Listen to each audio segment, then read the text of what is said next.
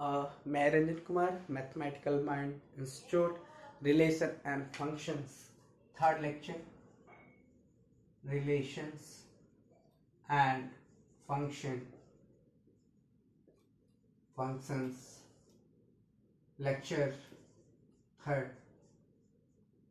और हम लोग यहाँ पर पिछले वीडियोस में मैंने अपलोड किया था व्हाट इज़ द रिलेशन, और रिलेशंस के जो वीडियो मैंने अपलोड किए थे उसमें मैंने कट, ऑर्डर पेयर, रिलेशन और डोमेन, कोडोमेन और विथ एग्जांपल्स मैंने उसको डिफाइन करी थी और अपने वीडियो को मैंने अपलोड किया था। इस लेक्चर में मैं आपको बताऊंगा कि how can find the range and what is the range. How can find, आप रेंज क्या निकालेंगे, रेंज कैसे निकालते हैं रिलेशंस का, और रिलेशंस रेंज कितने, रेंज क्या होता है, ठीक है, what is the range, how can find the range of the relations, and दूसरा कि मैं नेक्स्ट इनवर्स रिलेशंस, ओके, मैं इनवर्स रिलेशंस के बारे में बताऊंगा, उसको डिफाइन करूंगा। How can find the inverse relation, how can find the domain of the inverse relation, how can find the image of the, how can find the range of a inverse relation, okay, domain of a inverse relation। so मैं इस video में आपको बताऊंगा। so अब मैं यहाँ पर सबसे पहले आपको मैं बताता हूँ कि what is the range, what is the range, right? Range क्या होता है, सबसे पहले जानकारी ये होनी चाहिए कि रेंज क्या होता है। तो मैं एक एग्जांपल से इसमें शुरू करता हूं कि रेंज क्या होता है। मान लीजिए एक आपका एक सेट है और दूसरा आप सेट का सेट बी है, राइट। अब मैंने इसमें ले लिया at the rate of hatch, इसमें ले लिया अल्फा और ये ले लिया बीटा, कुछ ऐसा ले लिया, ठीक है। और यहाँ पर एक सेट लेता हूँ, इसमें लिखता हूँ मैं यहाँ पर 1 लिख सकता हूँ, 2 लिख सकता हूँ, 3 4 5। अब मैंने क्या किया, एट द रेट का रिलेशन, यहाँ पर रिलेशन डिफाइन करी है ना, ये रिलेशन मैं डिफाइन कर रहा हूँ एट द रेट ऑफ, इसके बाद मैं इसको यहाँ से डिनोट कर रहा हूँ, इसके बाद इसको ऐसे ले जा रहा हूँ 3 के साथ, इसके बाद इसको मैंने यहाँ आप 4 लिख करी, यहाँ पर 5। इसका मतलब क्या हुआ कि हैज का भी रिलेशन मैं देखूंगा तो इसके साथ, इसके साथ, इसके साथ, इसके साथ, यानी कहने का मतलब every element of set A is related to the every element of set B. यानी अगर मैं इसका कार्टेशियन प्रोडक्ट लिखूं ए क्रॉस बी का, तो मैं क्या लिख सकता हूं, एट द रेट ऑफ 1, है ना, at the rate of and 1, at the rate of, at the rate of 2, at the rate of 3, at the rate of 4, at the rate of 5, right? अब इसमें यहां पर देखें, हैच 1 लिखा, hatch 2 लिखा, hatch 3 लिखा, हैच 4 लिखा, हैच 5 लिखा। इस तरह से अगर हम करते जाएं तो अब मैं क्या देख रहा हूं कि एक के सारे एलिमेंट बी के सारे एलिमेंट के साथ क्या बनाता है, रिलेशन बना रहा है। तो ऐसे में कह सकता हूं कि ऑर्डर पेयर का जो सेकेंड कंपोनेंट होता है ना, order pair, second component of the order pair, second component of, ऐसे लिख सकता हूं कि second component of the ordered pair, ordered pair are second pair of a second component of the ordered pair of the Cartesian product is called range।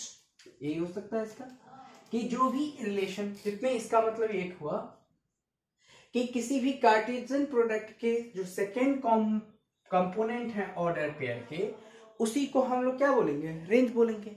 चाहे यहां पर सारे element के साथ हो या कुछ एलिमेंट के साथ हो। जैसे कि यहां पर मैंने एक के सेकेंड जो नॉन एम्प्टी सेट है, जिसको हम लोग क्या बोलते हैं, डोमेन को डोमेन बोलते हैं ना, राइट। और इसको क्या बोलते हैं, डोमेन बोलते हैं ना। तो इसका क्या मतलब है, ए के सारे एलिमेंट बी के नंबर ऑफ जितने एलिमेंट के साथ रिलेशन बनाएगा वह सारे सेकेंड कंपोनेंट होंगे, और जब सेकेंड कंपोनेंट होंगे वही हमारा क्या बनेगा, रेंज बनेगा। सिंपल है। तो यहां से हम लोग लिख सकते हैं कि range of R is equals to, यहां से मैं लिख सकता हूं 1 2 3 4 5, यही इसके क्या बने, रेंज बने। यानी इसके ये जो सेकेंड कंपोनेंट है ऑर्डर पेयर के, यानी हम पूरे के पूरे ये किसके इक्विवेलेंट होंगे, यहां पर कोडोमेन बी के ना, कोडोमेन बी के कंपोनेंट होंगे, राइट। तो यहां पर जो सेकेंड कंपोनेंट है ऑर्डर पेयर के, तो उसी को हम लोग क्या कहेंगे, रेंज। यानी पूरा का पूरा सेट क्या हो गया, यहां पर पूरा का पूरा जो सेट बी हो गया वह हमारा क्या हो गया, इसका रेंज हो गया। आई बात समझ में। यानी पूरा का पूरा यहाँ पर जो कोडोमेन है वही हमारा यहाँ पर रेंज हो गया। अब मुझे लगता है कि समझ में आ गया होगा आप लोगों को कि रेंज क्या होता है। अब आपको मैंने इतनी क्लैरिटी कोशिश की है आप लोगों को दिखाने का। अब मान लीजिए ऐसा भी हो सकता है कि यहाँ पर तो total component second order pair के, मैंने पहले भी बताया अभी भी बता रहा हूं कि ऑर्डर पेयर के जितने कंपोनेंट होंगे, सेकेंड कंपोनेंट होंगे ऑर्डर पेयर के, वही उसका रेंज होगा। चाहे वह डोमेन के, कोडोमेन के कुछ एलिमेंट के साथ रिलेशन बनाए या सारे एलिमेंट के साथ, कोडोमेन के सारे एलिमेंट के साथ रिलेशन बनाए, तो इसमें सबके सब ऑर्डर सेकेंड कंपोनेंट जितने होंगे इसमें रिलेशन बनाएगा। जैसे कि यहाँ पर पांचों कंपोनेंट यहाँ पर ऑर्डर पेयर जो है ऑर्डर सेकेंड कंपोनेंट के ऑर्डर पेयर के सेकेंड कंपोनेंट इसमें हैं। तो मैंने डायरेक्टली लिख लिया कि रेंज जो है वह रेंज ऑफ आर जो है 1 2 3 4 5 है। लेकिन ऐसा भी तो हो सकता है कि अगर मैं सेकेंड एग्जांपल बताऊं आप लोगों को, मैं इसको रब करता हूं, तो आपको ये देखना होगा, समझना भी होगा कि अगर मान लीजिए ऐसा हो कि सेकेंड, हम यहां से एक और एग्जांपल ले लेते हैं। जैसे कि मैंने एक यहाँ पर एक P लिया है ना, और दूसरा लिया एक Q लिया, एग्जांपल के तौर पर लेता हूं, और यहाँ पर मैं जो है वो डिफाइन करता हूं। जैसे कि मान लीजिए A B C D और 4 कंपोनेंट लेता हूं। यहाँ पर मैं एक X लेता हूं, Y लेता हूं और Z भी लेता हूं, ठीक है। अब यहाँ पर क्या हुआ कि A के साथ ये और Y के साथ, B भी X के साथ और B Y के साथ, C भी X के साथ, C Y के साथ, D X के साथ, D Y के साथ रिलेशन बना रहा है।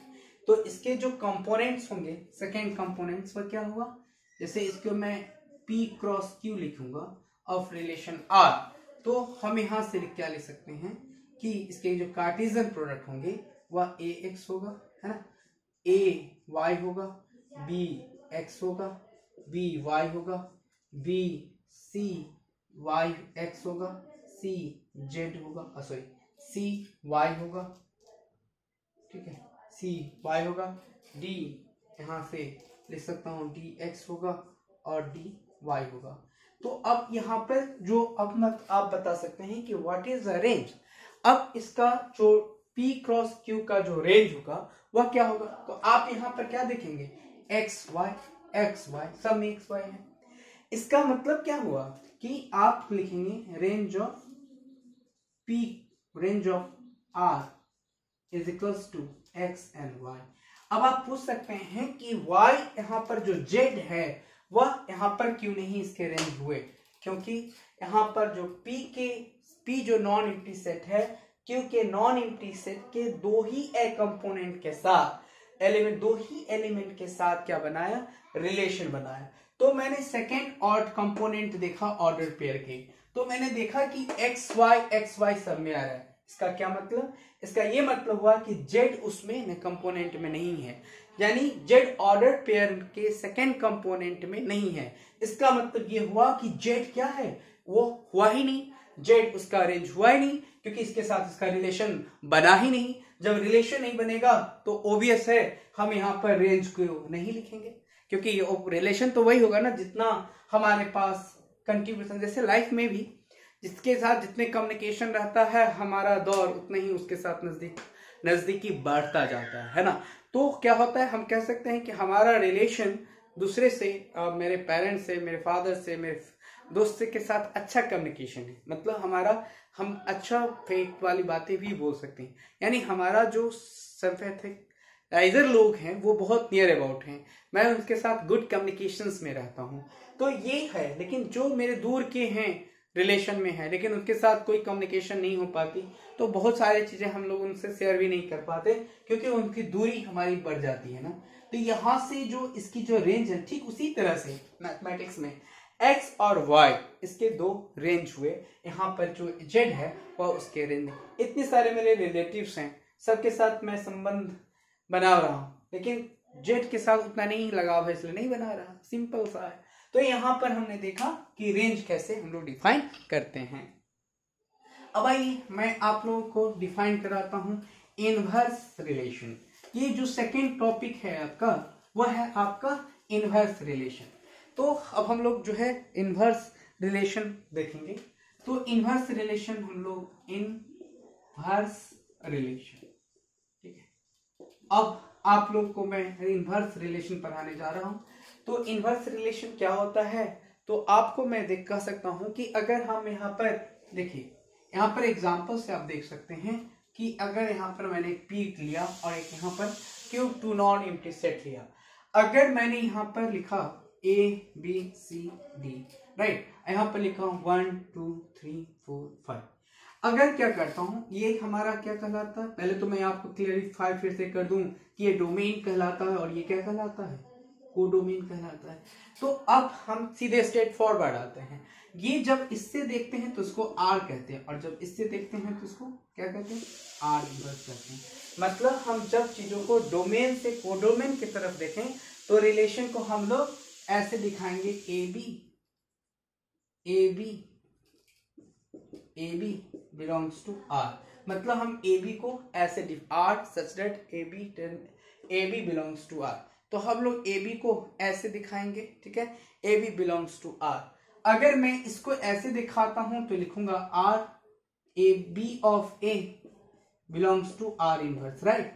क्योंकि चीजों को मैं जब पी से क्यू की तरफ जा रहा था, मेरा कहना है कि पी से क्यू मतलब डोमेन से कोडोमेन की तरफ जा रहा था, तब मैं उसको आर लिखता था रिलेशन। जब मैं चीजों को उल्टा देखना शुरू किया, हर व्यक्ति की नजरिया सीधा उल्टा दोनों होनी चाहिए, तभी वह क्रॉस मल्टीप्लाई कर सकेगा, क्रॉस एग्जामिन कर सकेगा। तो यहां पर भी वही चीज है, हम पी से क्यू की तरफ एग्जामिन कर रहे हैं तो रिलेशन मुझे आर मिल रहा है, और जब हम क्यू से आर की तरफ देख रहे हैं तो इसका एग्जामिन कर रहे हैं तो उसको आर इनवर्स कहते हैं। मतलब जब हमने डोमेन से कोडोमेन की तरफ देखा तो हमारा आर दिखाई दिया, जब हम पी से क्यू की तरफ देखेंगे तो ये हमारा आर इनवर्स दिखाई देगा, ठीक है। तो मैं उसको इस तरह से डिफाइन करूंगा, जैसे कि अगर आर इनवर्स ऑफ ए लेता हूं, यहाँ पर आर का इनवर्स ए लेता हूं, तो मुझे यहाँ पर क्या मिलेगा, 1 का क्या मिलेगा, यहाँ पर ए। ऐसे का रिलेशन आर इनवर्स देखूंगा तो आर इनवर्स मैं एग्जांपल से बता रहा हूं कि इसका कार्टेशियन प्रोडक्ट कैसे दिखेगा, 1a ऐसे दिखेगा। पहले मैं ऑर्डर सेकेंड और कंपोनेंट पी का लूंगा, और फर्स्ट कंपोनेंट बी का लूंगा, पी का लूंगा, और सेकेंड कंपोनेंट पी का लूंगा। यानी सेकेंड फर्स्ट एलिमेंट क्यू के सेट के एलिमेंट होंगे, और जो सेकेंड कंपोनेंट है ऑर्डर पेयर के वह पी के होंगे, क्योंकि यहां पर मैंने आर इनवर्स डिफाइन करी है। और इसके लिए हम लोग यहां से लिख सकते हैं 1a, और मैं लिख सकता हूं 1b, और 1 लिख सकता हूं 1c, फिर 1 लिख सकता हूं 1d, राइट। अब इसके तरफ बहुत सारे हो सकते हैं, इसको मैं 2a, इसको लिख सकता हूं 2b, 2c, 2d ऐसे लिख सकता हूं, ठीक है। और इस तरह से मैं इसको लिखते जाऊंगा ना, ठीक है। तो ये मुझे आर इनवर्स मिला, तो आप कह सकते हैं कि सर इसके, अब हम यहाँ पर दो तीन चीज और बताएंगे आपको कि इसके भी रेंज निकाले जाते हैं, इसके भी डोमेन बताए जाते हैं, इसके भी कोडोमेन बताए जा सकते हैं, इसके रिलेशन डिफाइन किया जा सकता है। तो यहाँ पर आप देखेंगे कि जो है यहाँ पर आप देखेंगे कि इसके जो कोडोमेन होगा, आप यहाँ पर बता सकते हैं कि डोमेन इसका क्या हुआ, डोमेन इसका यहाँ पर P हो गया, यहाँ पर डोमेन इसका क्या हो गया, क्यू इसका डोमेन हुआ, और इसका जो रेंज होगा या कोडोमेन होगा, कोडोमेन इज इक्वल्स टू, इसको ऐसे समझे इसको तब ज्यादा आसानी, डोमेन इज इक्वल्स टू इसका होगा क्यू, कोडोमेन इसका हुआ पी। और अब मैं रेंज की बात करता हूं, तो इसके जो रेंज होंगे ना, range of R inverse equals to, मैं डिफाइन करूं तो इसके जो रेंज होंगे ए बी सी डी, यानी इसके रेंज हो जाएंगे ए बी सी डी। अब आप यहां से समझ सकते हैं कि आर इनवर्स का रेंज होगा ए बी सी डी हुआ ना, इसका क्या मतलब। अब थोड़ा सा हम जनरल डिफाइन करेंगे इसके अंदर। अब मुझे लगता है समझ में आ गया होगा कि जब हम क्यू से चीजों को पी की तरफ देखते हैं तो उसको हम लोग क्या कहते हैं, इनवर्स कहते हैं। तो अब हमें जनरल डिफिनेशन बताऊंगा डोमेन की, ठीक है, सॉरी जनरल डिफिनेशन बताऊंगा इनवर्स रिलेशन के। So there is a definition is